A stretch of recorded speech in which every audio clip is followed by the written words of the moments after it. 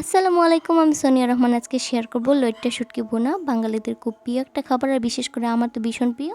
একটা বাটিতে আমি লইট্টা শুটকি নিয়ে নিলাম, আর এখানে দিয়ে দেবো ফুটন্ত গরম পানি। তো অনেকক্ষণ আমি ভিজিয়ে রাখবো। আর একটা কড়াইতে আমি প্রথমে তেল গরম করে নিয়েছি, এবার দিয়ে দিলাম পেঁয়াজ কুচি, টমেটো কুচি আর আস্ত রসুন। তো ভালো করে নাড়াচাড়া করে যখন টমেটো, পেঁয়াজ আর আস্ত রসুন সিদ্ধ হয়ে যাবে, তখন আমি বাকি মশলাগুলো দিয়ে দেবো।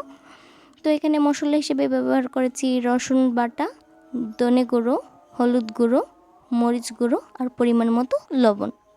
যেহেতু ভিডিও শর্ট, তাই আমি খুব তাড়াহুড়া করে বলতেছি, কিছু মনে করবেন না। আর এখানে এই যে শুটকিগুলো দিয়ে দিলাম। মোটামুটি শুটকিগুলো আমি ভালো করে ওয়াশ করে নিয়েছি। এখন শুটকি ভালো করে কষিয়ে নেব। শুটকি ভালো করে কষানো হয়ে গেলে আমি দিয়ে দেব এই যে পানি। তো পানি দিয়ে অনেকক্ষণ রান্না করার পরে শুটকিগুলো মোটামুটি হয়ে গেছে। এবার দিয়ে দেবো কাঁচামরিচ আর ধনেপাতা। হয়ে গেল লইট্টা শুটকি ভুনা।